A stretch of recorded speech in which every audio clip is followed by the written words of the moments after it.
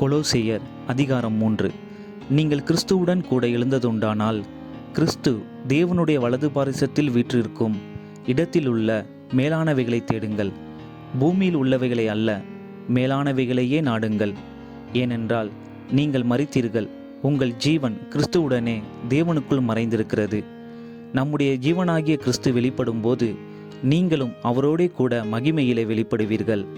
ஆகையால் விபச்சாரம், அசுத்தம், மோகம், துரிச்சை, விக்கிரக ஆராதனையான பொருளாசை ஆகிய இவைகளை பூமியில் உண்டு பண்ணுகிற உங்கள் அவயவங்களை அழித்து போடுங்கள்.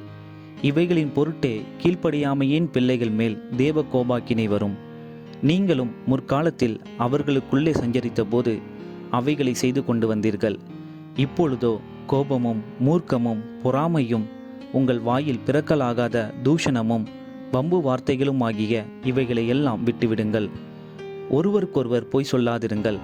பழைய மனுஷனையும் அவன் செய்கைகளையும் களைந்து போட்டு தன்னை சிருஷ்டித்தவருடைய சாயலுக்கோப்பான பூரண அறிவை அடையும்படி புதிதாக்கப்பட்ட புதிய மனுஷனை தரித்து கொண்டிருக்கிறீர்களே.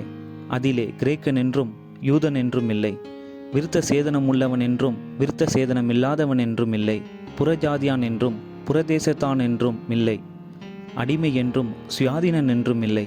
கிறிஸ்துவே எல்லாரிலும் எல்லாமுமாயிருக்கிறார்.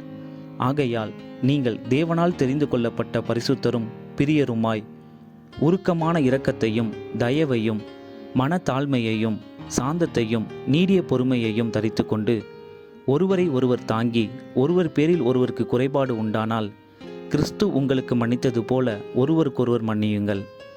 இவை எல்லாவற்றின் மேலும் பூரண சர்க்குணத்தின் கட்டாகிய அன்பை தரித்து கொள்ளுங்கள். தேவ சமாதானம் உங்கள் இருதயங்களில் ஆழக்கடவது. இதற்கென்றே நீங்கள் ஒரே சரீரமாக அழைக்கப்பட்டீர்கள்.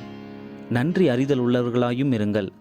கிறிஸ்துவின் வசனம் உங்களுக்குள்ளே சகல ஞானத்தோடும் பரிபூர்ணமாக வாசமாயிருப்பதாக. சங்கீதங்களினாலும் கீர்த்தனைகளினாலும் ஞான பாட்டுகளினாலும் ஒருவருக்கொருவர் போதித்து புத்தி சொல்லிக்கொண்டு உங்கள் இருதயத்திலே கர்த்தரை பக்தியுடன் பாடி வார்த்தையினாலாவது கிரியையினாலாவது நீங்கள் எதை செய்தாலும் அதையெல்லாம் கர்த்தராகிய இயேசுவின் நாமத்தினாலே செய்து அவர் முன்னிலையாக பிதாவாகிய தேவனை ஸ்தோத்திரியுங்கள். மனைவிகளே, கர்த்தர் கேட்கும்படி உங்கள் புருஷருக்கு கீழ்ப்படியுங்கள். புருஷர்களே, உங்கள் மனைவிகளில் அன்பு கூறுங்கள், அவர்கள் மேல் கசந்து கொள்ளாதிருங்கள்.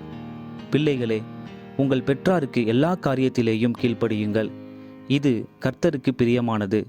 பிதாக்களே, உங்கள் பிள்ளைகள் திடனற்று போகாதபடி அவர்களுக்கு கோபமூட்டாதிருங்கள். வேலைக்காரரே, சரீரத்தின்படி உங்கள் எஜமான்களாயிருக்கிறவர்களுக்கு எல்லா காரியத்திலேயும் கீழ்ப்படிந்து நீங்கள் மனுஷருக்கு பிரியமாயிருக்க விரும்புகிறவர்களாக பார்வைக்கு ஊழியம் செய்யாமல் தேவனுக்கு பயப்படுகிறவர்களாக கபடமில்லாத இருதயத்தோடே ஊழியம் செய்யுங்கள். நீங்கள் கர்த்தராகிய கிறிஸ்துவை சேவிக்கிறதினாலே சுதந்திரமாகிய பலனை கர்த்தராலே பெறுவீர்கள் என்று அறிந்து எதை செய்தாலும் அதை மனுஷர்களுக்கென்று செய்யாமல் கர்த்தருக்கென்றே மனப்பூர்வமாய் செய்யுங்கள். அநியாயம் செய்கிறவன் தான் செய்த அநியாயத்துக்கு ஏற்ற பலனை அடைவான். பட்சபாதமே இல்லை.